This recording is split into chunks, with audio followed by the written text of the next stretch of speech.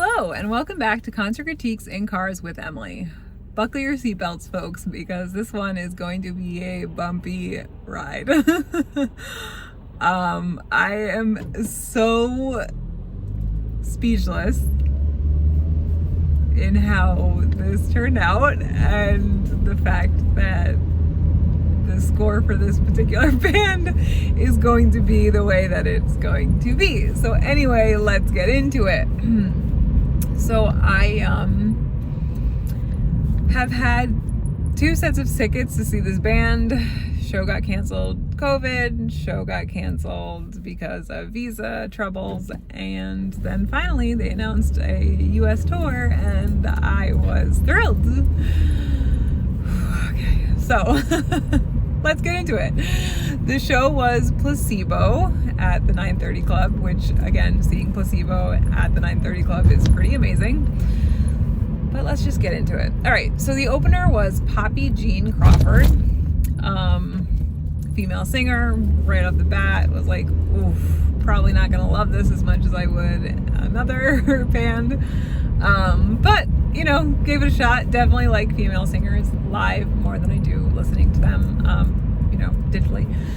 So, really enjoyed the faster lyrics during the bridge of the first song, but yeah, and again, it was like a slower start to the song, so immediately I was like, oh no, this could not be great. But I actually really liked the bridge in that song. The second song had a quicker feel during the verses, so I really liked that. The third song, I really liked how the vocals and the instrumentals went together in the third song. I thought that they complemented each other really well. So then the singer walked like behind the barricade, like jumped off the stage and walked behind the barricade, and stood on the rail and sang a verse. It had like a very 2 a.m. by the Foals vibe, and I'm not sure if that made me enjoy it more or if that made me not enjoy it more. But I was like, that sounds like 2 a.m. and I was like, I don't know if I like that. The next song had a slower start, but I really enjoyed the instrumentals during the verse. However, I wasn't a fan of the chorus for that song, so that was interesting. I really liked the instrumentals, and then it was like, nah, the chorus isn't for me. The next song after was another song with a slower start. Definitely had a good build-up. I don't know if it was a cover. A lot of people in the crowd seemed to know the lyrics, so I don't know if that was like just a popular song of theirs or if it was a cover. I didn't recognize the cover, so I'm like genuinely not sure. And then the next song was definitely my favorite. I loved it. Like, had this deeper, like quick, short feel to it. Oh my gosh, the instrumentals, like in the beginning and like throughout all the verses, it was so fantastic. I really liked that song. Definitely my favorite in the set. Like right when I started, like the minute the first few notes played, I was like, yep, this is my favorite in the set. It was so good. After that, their next song was super slow start. Definitely not my choice for a follow-up, just because I loved that song, and then it was like, you know, a little bit more upbeat, and then all of a sudden you get this really slow start, and it just, again, not for me. But I did actually like the lyrics to that song, so even though it wasn't a great follow-up, there were things that I enjoyed about it. So then after that, it was like more upbeat and sounded a little bit more like on the pop side of things, at least instrumentally, and I actually really liked the chorus too. And yeah, I really liked the instrumentals, and then at the end of the song, the lead singer got on her knees and like bent over backwards to the point where her back was like touching the floor, which was pretty impressive. The one thing I will say is when she like tried to engage the audience by like speaking, she kind of spoke at the end of one of the songs where the instrumentals were still playing, so you couldn't really hear what she was saying. And then even like at the end when she was like saying bye, it was just like, I don't know, you couldn't really hear what she was saying, so that was kind of for me. Overall, I really liked 2 of the songs, but again, wouldn't have been my choice for opener, although they definitely kind of complemented Placebo well in terms of musical styles, so that was a good choice for them in general, just not my cup of tea. Oh boy, Placebo. Let me tell you guys. So 10 minutes before their set time, there was like an audio clip came on, and it was the lead singer, and he was asking the crowd not to use their phones and explained like why it's significant for them, for us not to use our phones, not taking pictures or videos. They wanted to live in the moment. It makes it more difficult for them to connect with their fans. So then they came on stage, didn't recognize the first song, but just like hearing his voice live for the first time was like so fantastic. And I was like, oh my God, that's so good. And then again, I definitely like a lot of their verses tend to have less instrumentals, or they're less instrumentally heavy, I should say. And then they have like that heavier chorus. So I like that because you can clearly hear the words in the verses. I'm pretty sure the first song was Forever Chemicals, maybe. Definitely had a good build up, good opener song, I thought. Definitely got the crowd engaged, so that was good. Then they went right into Beautiful James, which was so exciting because I like really wanted to sing that song. And honestly, I'm not gonna lie, I was kind of excited that it came a little earlier because I figured they would save it for the end. And I was hoping that that wouldn't be the final song, because I was hoping Every You and Every Me would be the final song. So I was glad that that came when it did, and that they didn't play Every You and Every Me, because I thought, well, that's like their bigger hit, and sometimes bands who have a lot of bigger hits and a newer album will play their like biggest hit second. So I was really glad they didn't play it then, because I was like, yes, I'm gonna get Every You and Every Me at the end, and that's gonna be super exciting. The next song after that started with the crowd clapping along. They had little instrumentals, but definitely like a good build up. And then there was like a really like heavy instrumental bridge, which was just fantastic. So I really liked the bridge in that third song. The next song started really like instrumentally heavy, which was a great follow-up. I recognized it, really enjoyed it. So that was really fun to see. And then they kind of said hello, and apparently it's Placebo Day, which I'm assuming is the date of the release of Placebo album. And he said he thinks this is the first gig they've ever played on Placebo Day, which I don't know. Who knows? After that, they played Happy Birthday in the Sky, so it was really great to see that. Definitely a song that I knew or have known for a long time and kind of just like forgot about. Forgot isn't a right word, but definitely like haven't listened to in a while, and was like, oh my gosh, this is the song. So that was really fun to see. Definitely think there were some changes before the first chorus, repeated part of the word sky, so I really liked that. And then towards the end he yelled the word medicine and then backed away from the mic at the same time, so it was a pretty cool effect. I really liked that. After that they played Bionic, oh my gosh, which was actually really fantastic to see, because again, it's off the album Placebo, and it just, I haven't heard or thought about that song in a really long time, so to hear it and see it live, and then at the end of that song he like was hitting the guitar strings to make like that cool sound, and so that was really cool. Like the whole song was really like amazing to see that song live. The next song was faster paced and definitely more instrumentally heavy. I didn't recognize it, but I really actually loved, there was like this percussion transition between the chorus, the first chorus, and the second verse. Loved it, like really caught my attention, really loved it. After that, he said he wrote this song after going to the Spy Museum, which definitely gave a local flair, so that was kind of cool. Didn't recognize it. Basically every lyric was repeated twice, so that was not a huge fan. I wasn't a huge fan of that. I don't know why. It kind of just like, I don't know. Definitely a low for me. It wasn't bad, it just was like not, I don't know, it just like, maybe the placement was weird, I'm not sure. But then it had like an extended outro, which I actually really enjoyed, so I did like that part of the song. So I liked the end better than I liked the beginning and middle. Okay, so the next song was like super instrumentally heavy at the beginning, and I liked it way better than the previous song. So yeah, but I didn't recognize it, but I did really enjoy like the ending, the last like 30 seconds or so, just like really, I really enjoyed. I thought it was really good. lyrics and just the instrumentals were fantastic. The next song I recognized, and I loved like the quicker, shorter feel. Loved the instrumentals and the lyrics, so that was a good follow-up for me, especially after that 30 seconds of the previous song that I really liked, so that worked out well. And then they played Try Better Next Time, which was awesome. I really wanted to see live. He definitely changed some of the pacing, like right towards the end, so that was pretty cool. So then after that, they brought a keyboard onto the stage, and the guitarist played the keyboard instead of the guitar. And they played Too Many Friends, which was an interesting follow-up. It had like a good build-up, but it was definitely different from the previous song. So again, that kind of just like wouldn't have been my choice. Good song, really enjoyed it, but just wasn't my choice. So then after that, the next song started. It was very like talk-like.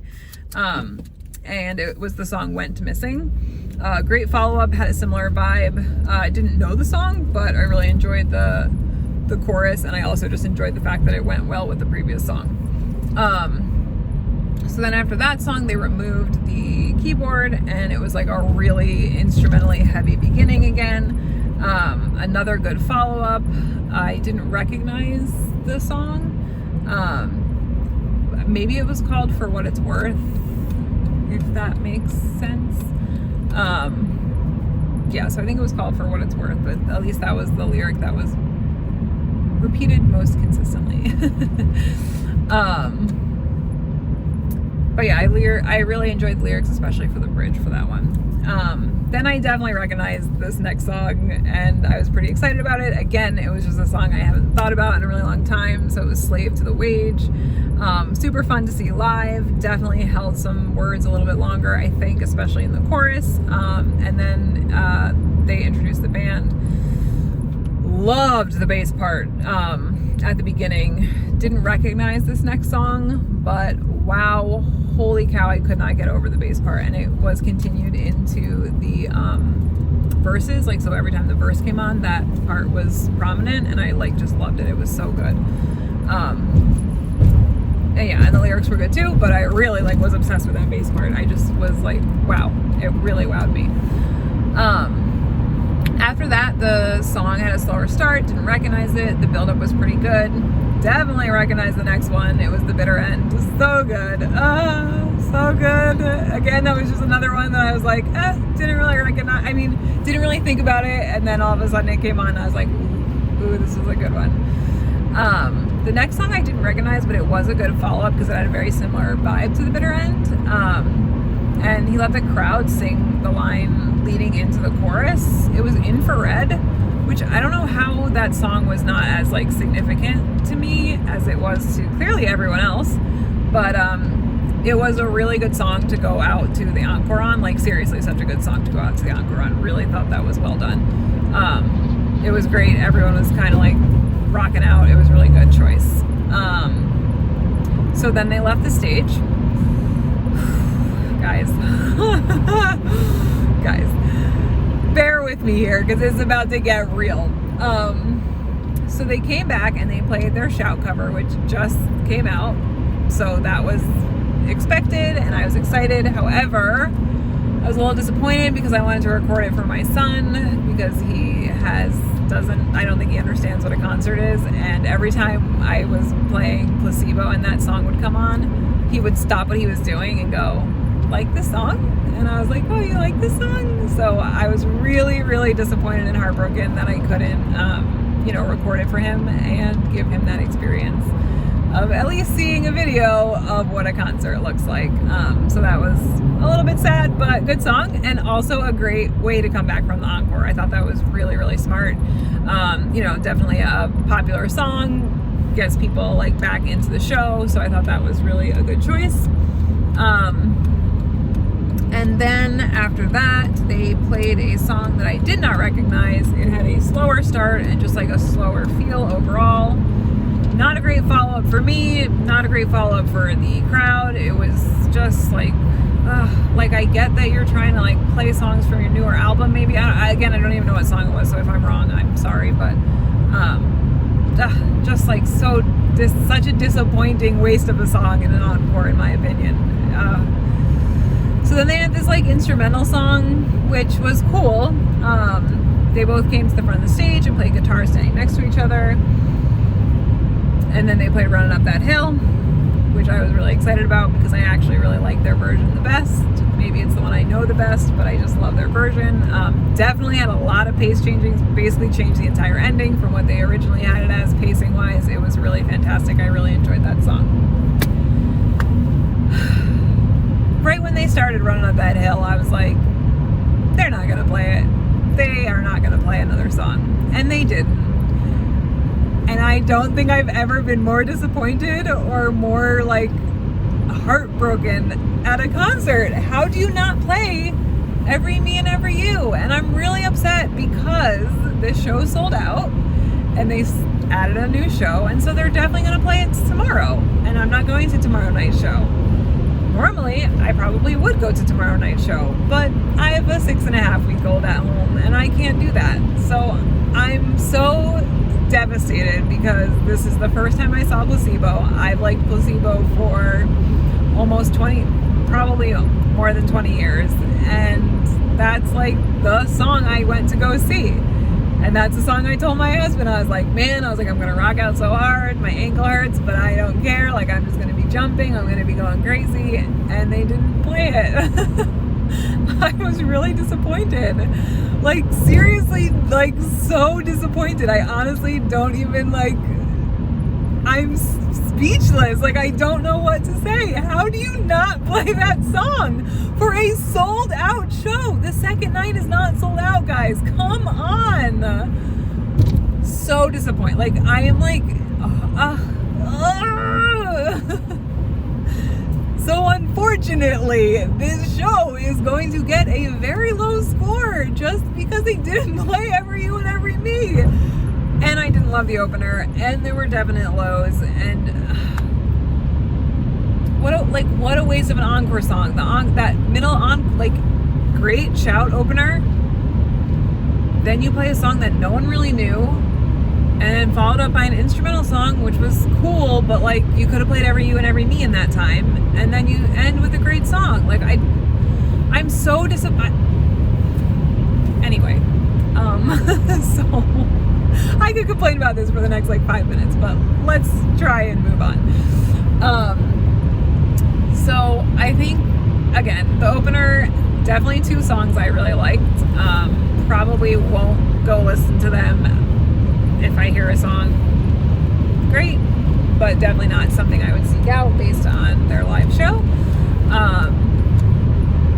And then again, Placebo was just like literally a roller coaster. It was like songs were great. I was super excited. Like Bionic, hearing that live was fantastic. You know, even their newer stuff that I really liked off their newer album was great. But then to not play Every You and Every Me, like that was literally the reason I bought this ticket. Part of the reason I bought this ticket. I wanted to see them in general, but I really want to see that song. So unfortunately, I this might be like the lowest score I've ever given. I'm gonna give this a 5.0. And I know that seems really low, but I'm really disappointed. And again, the opener wasn't necessarily a band that I was super into. You know, 2 songs out of the 6 doesn't really up the score that much. You know, Placebo, like their problem is that they have a very expansive collection at this point because they've been around for so long. So unfortunately, I know all of like their old school stuff, and so I only know like certain songs, and so when they play other songs from other albums that I'm not super familiar with, like it's not their fault, but you know, if I got to select the songs, they would have been very different set list. And so gosh, and then they didn't play Every You and Every Me, so 5.0. I'm like seriously devastated. I am not a person who cries at concerts, but I wanted to cry when the lights went on because I was like, I cannot believe that I left my poor baby at home, stayed up way past, like I'm going to be exhausted now for the rest of the week just to see this one song, and they didn't even play it. Anyway, let me know what you think. Were you there? Did you want to go? Do you have a ticket for the next night? Did you go to a different show? Like, comment, subscribe, and I'll see you guys next time. Hopefully with better news in terms of shows. All right, guys.